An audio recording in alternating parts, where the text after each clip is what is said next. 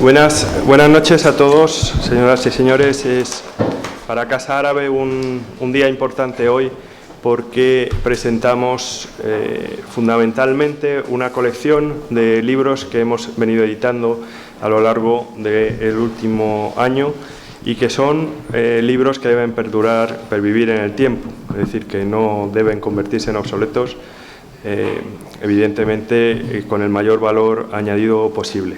Y dentro de esos libros hay una estrella hoy, que es la presentación del catálogo de la colección permanente de Medina Azahara.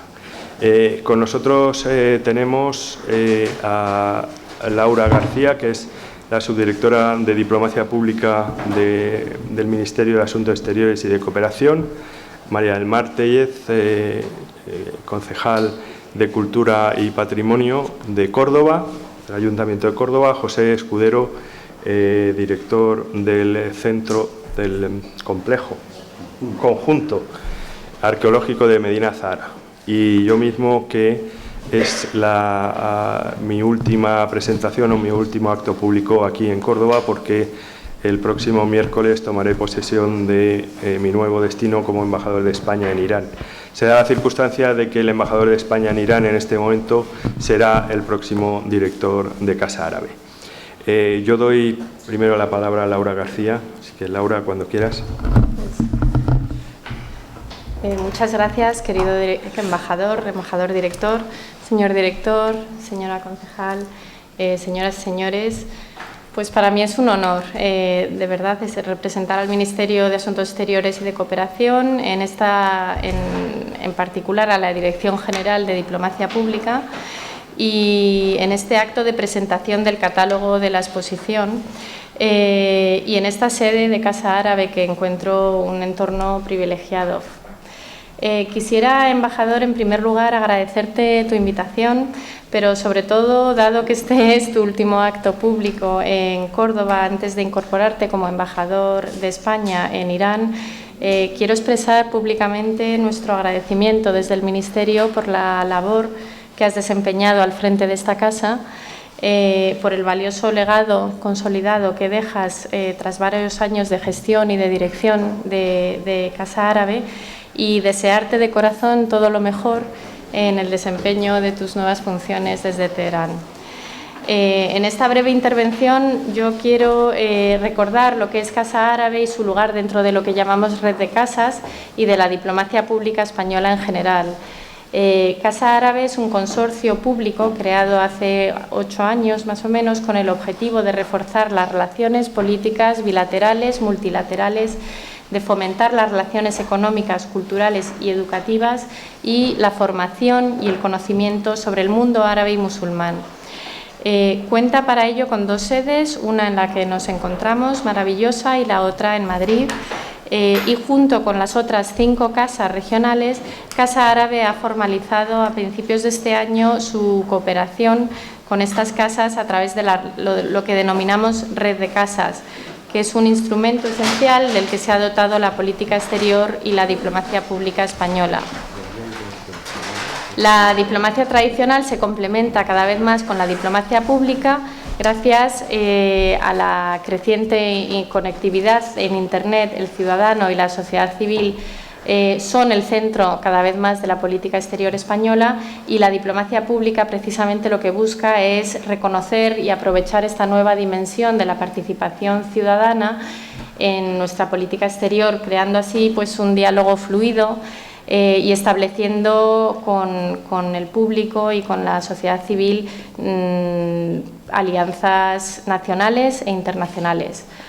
Una de las principales herramientas en España con la que cuenta esta diplomacia pública es la red de casas, que es un instrumento singular, no lo tiene ningún otro país, y es muy innovador, y se encuentra al servicio de la acción exterior española, que a la vez respeta la identidad de cada casa, pero permite que aúnen fuerzas y que economicen recursos.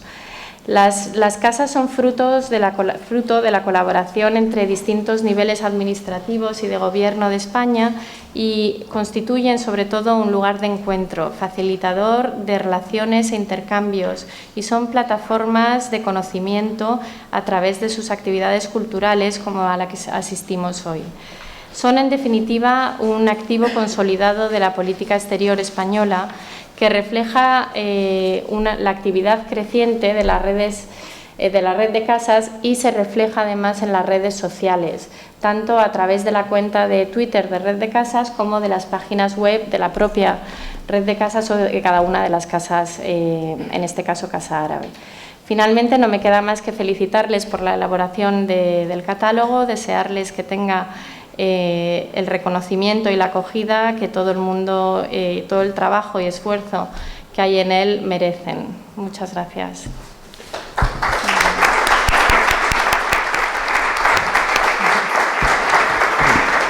Muchas gracias, Laura. Paso la palabra a María del Mar.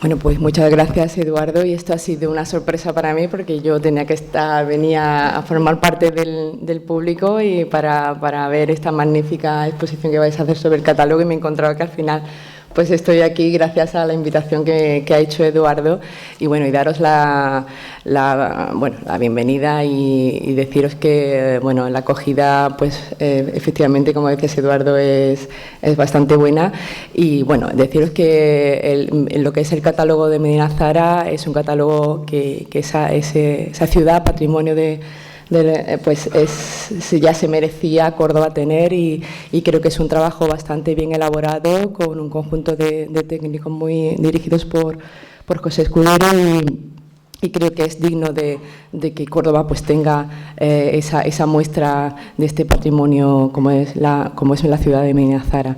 Y justo precisamente dentro de esa actividad cultural, que me parece bueno, que es también que sirve también como despedida de Eduardo, pero que mira, ¿por qué no? ¿No? Está bien, y como él me decía, pues voy a tener mi último acto presentando el catálogo tan merecido de la ciudad de Medina Azahara. Y justamente ahora, pues, la apuesta que estamos también teniendo desde el Ayuntamiento, pues, por colaborar en las iniciativas que se están realizando desde la Consejería con lo que es Medina Azahara como ciudad califal, que me parece fundamental en un trabajo de interrelación entre administraciones y con una comisión de técnicos que pensamos que van a dar un gran fruto a lo que es la ciudad califal Medina Azahara. Así que, pues, muchísimas gracias por invitarme, Eduardo, y cuando tú quieras, te paso la palabra a ti.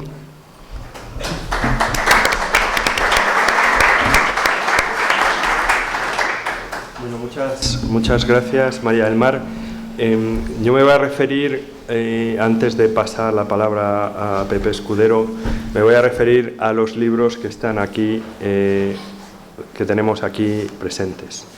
Debo señalar que Casa Árabe no es, como en algún momento lo fue, un centro de publicaciones. Es decir, cuando yo llegué a Casa Árabe hace 3 años y medio, había lo que se puede decir una plétora de publicaciones que no estaban distribuidas, no se distribuían, y realmente en Casa Árabe de Madrid teníamos 2 edificios exentos llenos de libros y un almacén en Leganés.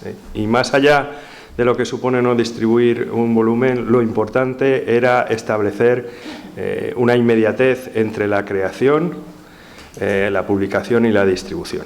Ahí también comprobamos que no podíamos ser un centro editor, sino que la política debía consistir en apoyar cuando fuera necesario, y siempre que pudiera serlo, a iniciativas de todo tipo dentro de una política que era una política de espacio público, de apelación a diferentes sensibilidades y de desarrollo fundamentalmente estratégico. Lo cierto es que también tratamos de primar lo que era para aquellos elementos materiales que pueden ser más de actualidad, primar la web y por tanto el online, es decir, colocar en la red los trabajos, utilizando cuando era vídeo fundamentalmente YouTube y cuando era publicaciones ISU. uno de los fenómenos que acontecían es que cuanto más hacíamos, más problemas teníamos con los servidores y por tanto cada vez era una especie de lío publicar. Decidimos en un momento pasarlo todo a YouTube por un lado y lo que son publicaciones a ISU, y hay hoy una gran riqueza a la que ustedes pueden acceder. Sin embargo, ya, y esto es lo que nos llena de orgullo, ya teníamos planificado que a partir de un determinado momento había que crear una especie de fondo de armario, es decir, de una serie de libros que tuvieran precisamente dos características: el hecho de colmar una laguna que existía, que es importante, y dos, de mantener su virtualidad como libros de referencia durante el mayor tiempo posible. Y no estoy hablando de calidad, siempre hemos aspirado a la calidad y a la excelencia, pero no es lo mismo abordar, evidentemente, un análisis sobre un conflicto en el Oriente Medio determinado cuando la realidad está continuamente mudando, que establecer a falta de otra palabra más interesante, este fondo de armario. Y hoy lo que estamos haciendo es fundamentalmente presentar parte de ese fondo de armario, que empieza en primer lugar con el número 11 de la revista Aurac, que acaba de salir, que está precisamente online. Los escasos ejemplares que producimos materialmente se dedican fundamentalmente al intercambio con otras revistas y que pueden acceder ustedes a ello. Este es un número fundamental e importante dentro de nuestra estrategia. Este número contiene una serie de artículos que hacen referencia a la base cultural material de la relación existente entre Iberoamérica, España y el mundo árabe, con una idea muy clara. En el año 2020 habrá una exposición universal en Dubái y en ese momento veremos cómo países emergentes de América Latina y países emergentes del Oriente Medio utilizarán vectores culturales, arquitectónicos, escográficos nacidos precisamente en nuestras tierras. Y para simplificar, hablaríamos del arte mudéjar del siglo XVI y su presencia en toda América Latina y el arte mudéjar del neomudéjar del siglo XIX. Pero hay otros elementos añadidos, como pueden ser, por ejemplo, el hecho de que la Alhambra esté inscrita en la genética de las exposiciones internacionales, dado que Owen Jones, que visita Granada hacia 1844, después es uno de los grandes cerebros estéticos de la primera exposición internacional de 1851 en Londres. Pero hay más cosas.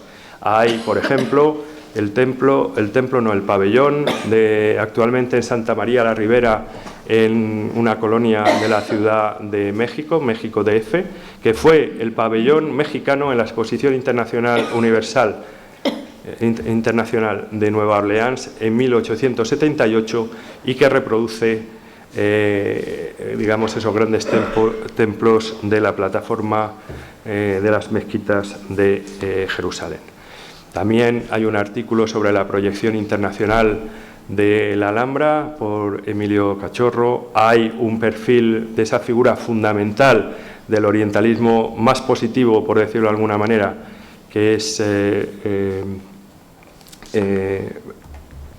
Fortuny hijo, que hasta 1800, Fortuny hijo es Mariano Fortuny y Madrazo, que es el gran diseñador no solamente de escenografía, luminotecnia, sino el creador de una serie de piezas de vestidos de la época de los años 20.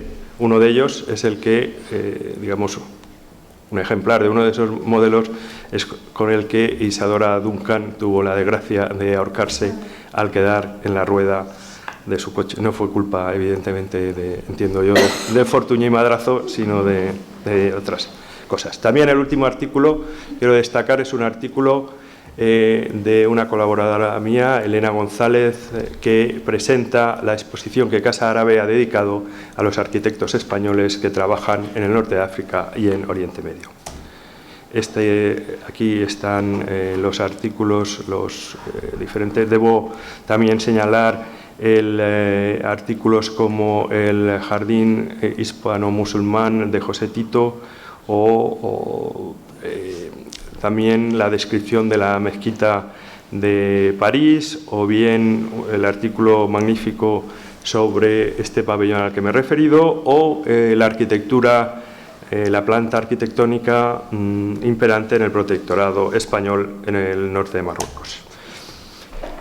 Como somos muy conscientes de que en el momento actual o tenemos una proyección internacional que vehiculamos en inglés y en árabe, o no tenemos nada, este tipo de artículos hay que traducirlo inmediatamente al inglés. Y hay que conseguir que esos artículos entren y sean elementos de referencia en el mundo anglosajón. Y para eso hemos traducido precisamente ese número al inglés. Y lo hemos hecho en una publicación muy bonita que reproduce en su portada ese pabellón de Santa María de la Ribera al que me refiero, que se encuentra, ya digo, en México, Distrito Federal. El año pasado se hizo pública, se presentó una película sobre Cantinflas, en la que el actor español Óscar Jaenada, que es el mismo que hizo de Camarón en una película mítica, hace magníficamente Cantinflas. Y toda la historia es decir, el primer lugar en el que Cantinflas actúa, en el que de alguna manera empieza a consagrarse, es el parque en el que estamos viendo ese pabellón. Esto es México, reproduce los años 30, pero ese pabellón que vemos detrás es exactamente el mismo pabellón que tenemos en nuestra portada. El siguiente, lo ven aquí. Bueno, después 2 libros que hemos coeditado con la Universidad de Granada, Los Almorávides, Arquitectura de un Imperio, y La Senda de los Almohades, Arquitectura y Patrimonio. Como decía antes, estaba antes hablando, bueno, el primero, Los Almorávides, es de María Marcos Covaleda, y el segundo de Dolores Villalba Sola. Estaba recordando con Rafael Blanco, que está con nosotros, una conferencia magnífica que él dio en Nuakchot, en Mauritania, en diciembre del año pasado, cuando explicó precisamente digamos, las excavaciones en torno a la Ruzafa y las excavaciones en Córdoba. Y al acabar y empezar el turno de preguntas, la primera pregunta que se le formuló fue: usted no ha hablado de los almorávides. Entonces tuvo que explicar que es que estaba hablando de otro momento, otro contexto, estaba hablando de la Córdoba Omeya, no, los almorávides son después. La siguiente pregunta, cuando ya todos creíamos que había satisfecho el interés, fue: ¿por qué no ha hablado usted de los almorávides? Entonces volvió a hablar, y la tercera pregunta fue: ¿cuándo va a hablar usted de los almorávides? Y entonces le dijimos: mire, él no va a poder hablar porque tiene sus limitaciones, así que lo que vamos a hacer es publicar un libro. Y eso fue lo que hicimos. No tiene limitaciones, es magnífico orador, es magnífico documentalista, es magnífico científico, pero no teníamos otra manera más que satisfacer a los mauritanos. Esto, y nos salía más barato que la otra alternativa, que era dotar el Museo Nacional de Nuakchot de una sala dedicada a los almorávides. En el caso de los almohades no nos pasó lo mismo, pero entendemos que precisamente había que equilibrar con un imperio que fue tan importante civilizacionalmente como el anterior, pero que sabemos también que posiblemente por cuestiones políticas está su presencia más difuminada en la actualidad en el norte de África. El siguiente libro al que quiero hacer referencia es Una breve historia de los árabes, de John McHugh. John McHugh no es un historiador profesional, es un abogado que durante muchos años ha prestado labores de consultoría a gobiernos árabes del Golfo. Él fue durante 9 años consultor del gobierno de Bahrein para el establecimiento de las fronteras con Qatar. Y justo cuando, digamos, ya se jubilaba de su actividad profesional, y desde un punto de vista que inicialmente pudiera parecer amateur, pero que a mi nivel o en mi opinión constituye ese máximo elemento de divulgación del que son capaces los británicos y en general los anglosajones de proveernos al resto de la humanidad, explicar en menos de 200 páginas una breve historia de los árabes para poder sobrevivir, por así decirlo, en la avalancha de noticias que todos los días recibimos en relación a las intensas tensiones, los conflictos, los graves problemas y actualmente la crisis de refugiados que afecta a Siria y al conjunto de los países de su entorno y en este caso también Europa. John McHugh estudió árabe en la universidad y debo confesar que, según dice él, se dio cuenta de que tenía que comer y se hizo abogado. Pero en todo caso, este, insisto, es un magnífico libro de divulgación. Hay muchos libros, evidentemente, en nuestro país hechos por historiadores y arabistas españoles que también son de divulgación, pero esto era un elemento complementario y lo que ha hecho Casa Árabe en este caso es pagar la traducción. Nuestro objetivo siempre es un objetivo práctico, lo más práctico posible, y quiero decir por qué pagamos la traducción. Normalmente lo que hubiéramos hecho es comprar una serie de números, poner en la primera edición nuestra logo y olvidarnos, digamos, de siguientes ediciones. Pero yo estoy convencido que este es un libro que puede convertirse en un elemento de referencia para los próximos años y, por tanto, era una apuesta práctica muy interesante proceder a la traducción. Siempre estará Casa Árabe, por así decirlo, en las sucesivas ediciones que estoy seguro que continuarán.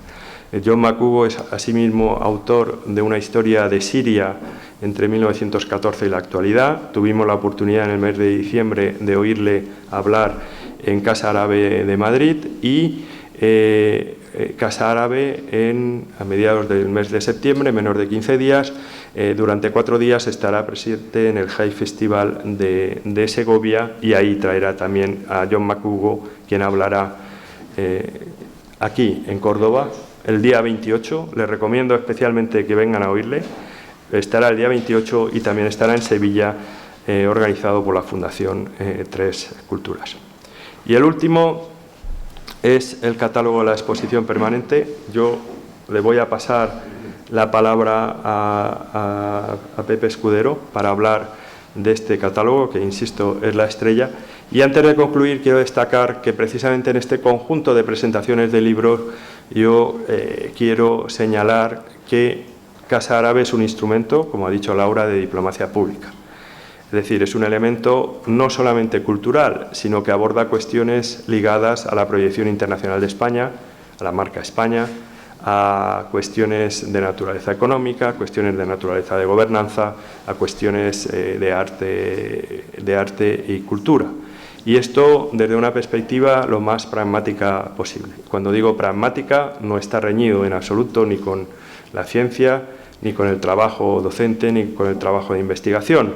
Lo que nosotros queremos hacer desde una perspectiva de un proyecto liderado por el Ministerio de Asuntos Exteriores y de Cooperación es mostrar la gran cantidad de conexiones que existen entre todas estas dimensiones, que no son, lógicamente, más que dimensiones parciales de la naturaleza humana. Nuestro mundo, el mundo árabe y el mundo musulmán, es tanto históricamente, es decir, mirando al pasado, como mirando al presente, un mundo conflictual, donde las posibilidades de meter la pata cuando se abordan temas de comunicación o temas intelectuales es muy elevada. Por tanto, entiendo, para nosotros como Casa Árabe un orgullo haber navegado, desde luego en los años que yo he estado aquí, todo este proceloso mar de conflictos, de tensiones, tal, sin haber metido mucho los pies en el charco.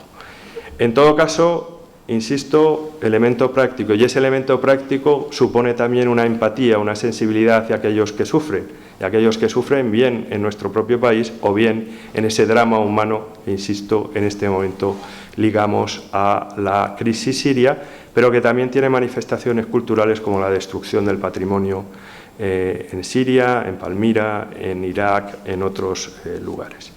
En el caso de Mali también hemos estado hablando esta tarde y en general en otros. Y sin más, ya paso la palabra a Pepe. Muchas gracias.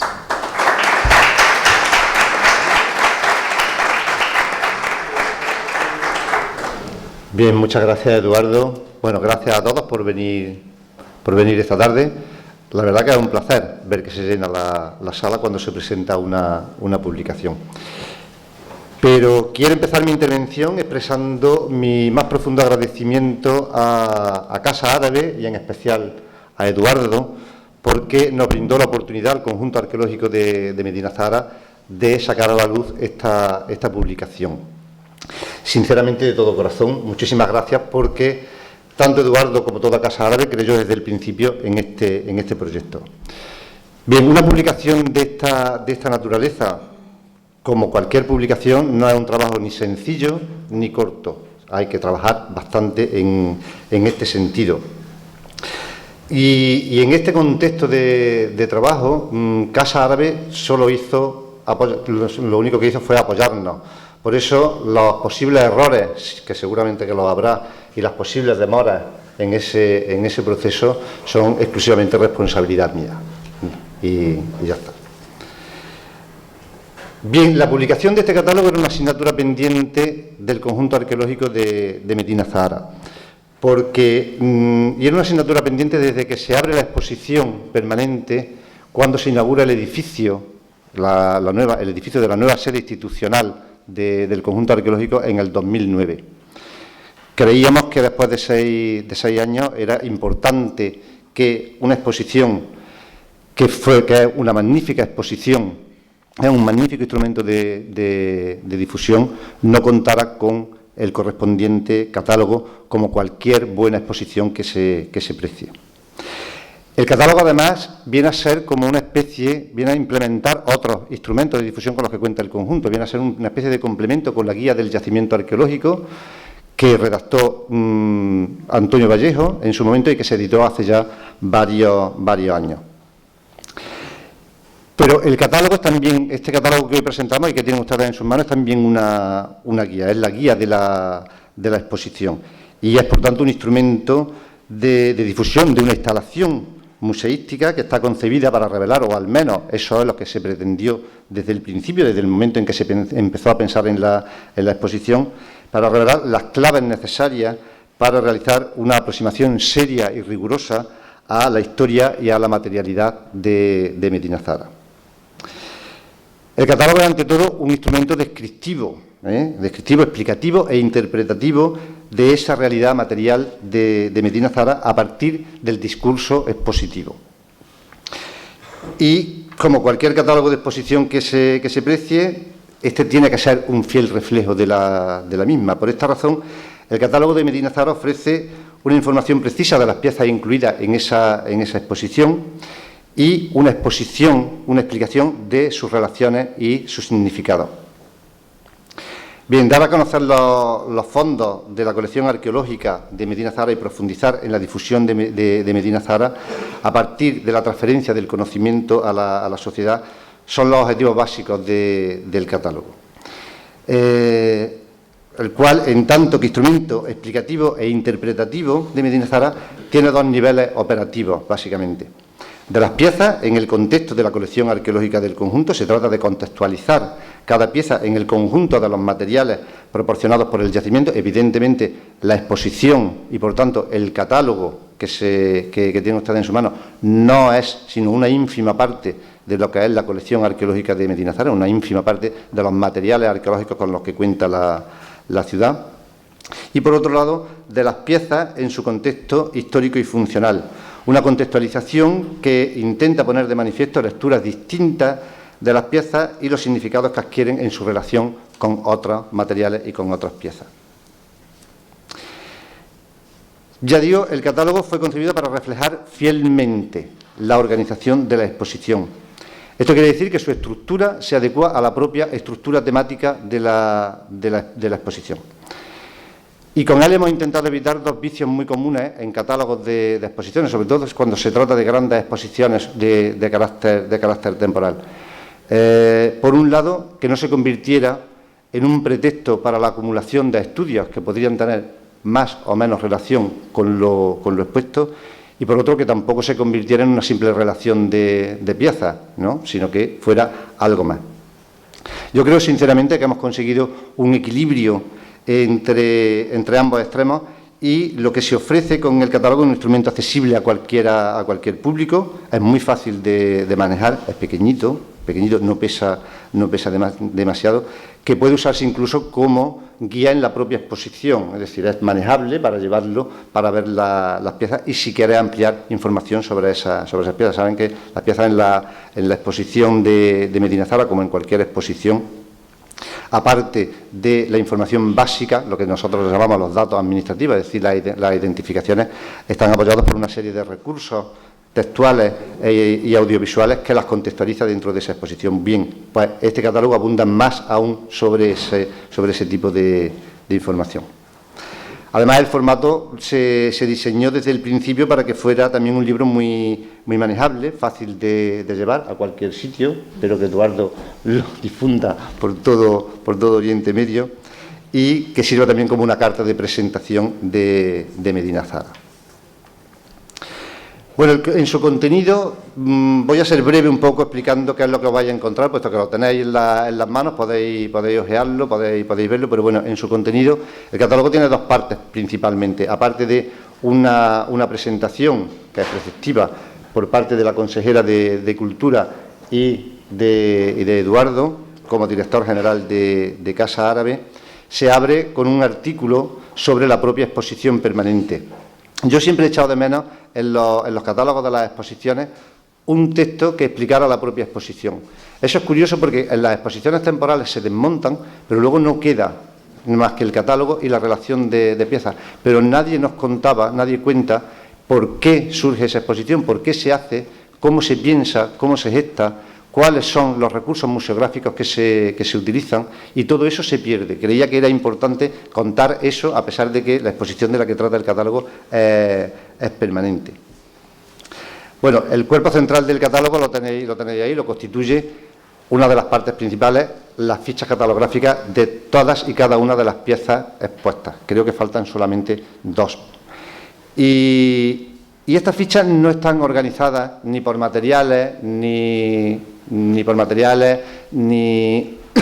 estéticamente, sino que se insertan dentro del armazón argumental de la exposición. Ese armazón argumental de la exposición está apoyada por una serie de textos que no son los mismos que aparecen en la exposición, que explican todo el discurso que se explica también en la exposición de Medina Azahara y que sirve para dar coherencia al conjunto de piezas que aparecen acompañando a esos textos. Bueno, así los contenidos del catálogo se organizan en los 4 grandes temas que trata la exposición de Medina Azahara. El mundo de Medina Azahara, es decir, el contexto geopolítico e histórico en el que surge y se desarrolla la ciudad, la planificación y las infraestructuras de la ciudad. Quiero decir que estas dos partes en la exposición tienen muy poquitas piezas, porque sencillamente son temas muy de contexto, muy de contextualizar la ciudad de Medina Azahara.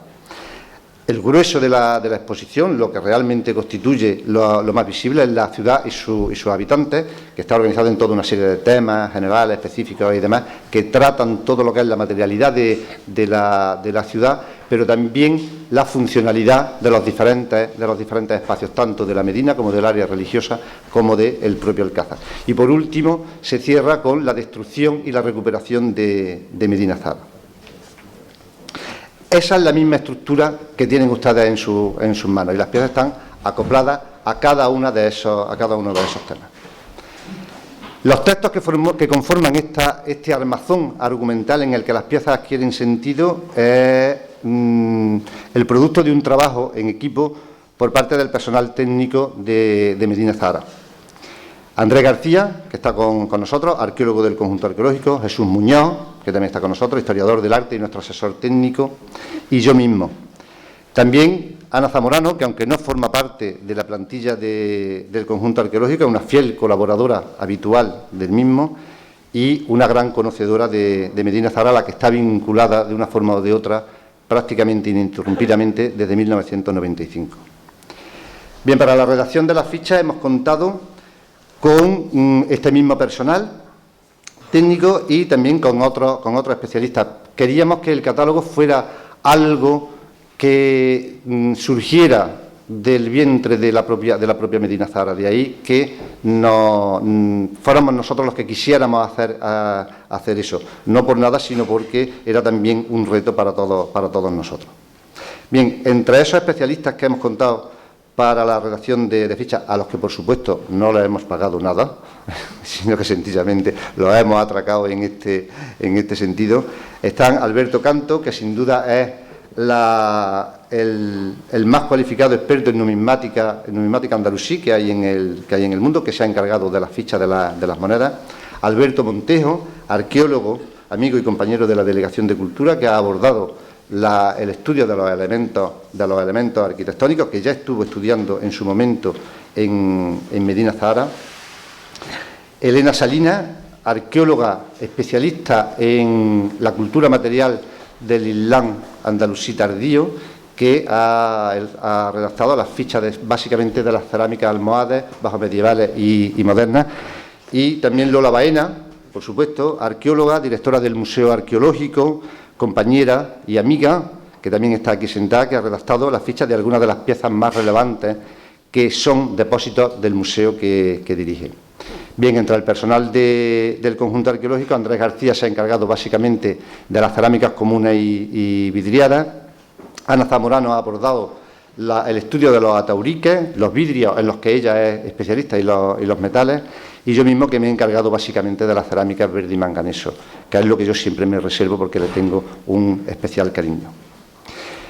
Perdonadme que sea prolijo en estos agradecimientos, pero considero necesario que este recorrido, porque una publicación de este tipo, una publicación como el catálogo de la exposición permanente de Medina Azahara, no es posible sin el compromiso y el trabajo desinteresado de todos los que han participado en ella. Pero también es que, de una forma u de otra, el resto del personal del conjunto arqueológico también ha contribuido con su trabajo diario al éxito del proyecto. Nada es casual, todo forma parte de un único proceso. Y entre ese personal, tengo que citar a las dos restauradoras, Isma y Alejandra, el personal de mantenimiento y de vigilancia, y también al personal de administración, José Antonio, Juan y Rocío, que son siempre muy invisibles y, sin embargo, son tan vitales para que todo funcione. A todos, de corazón, muchas gracias. Bien, como saben, el catálogo incluye una guinda que demandaba mucho el público, que es el vídeo con la recreación virtual de Medina Azahara. Eso es algo que constituye un atractivo más de esta publicación. Bien, ya termino y le voy a dar las gracias a Javier Rosón, que está ahí de pie, casi de maestro de ceremonia, el coordinador de Casa Árabe, por su buen hacer y por su paciencia en los últimos tiempos de este proyecto. A Ricardo González Mestre, director de Utopía Libros, que ha aguantado estoicamente nuestras manías y exigencias de profesionales del patrimonio, y que ha realizado una magnífica labor, lo tenéis a la vista, de diseño y de edición de esta publicación. Y quiero terminar con un recuerdo para Amira Kedier, que se fue de Casa Árabe porque comenzó e impulsó la publicación de este catálogo con el entusiasmo y la confianza que nos demostró a todos en todo momento. Bien, muchas gracias.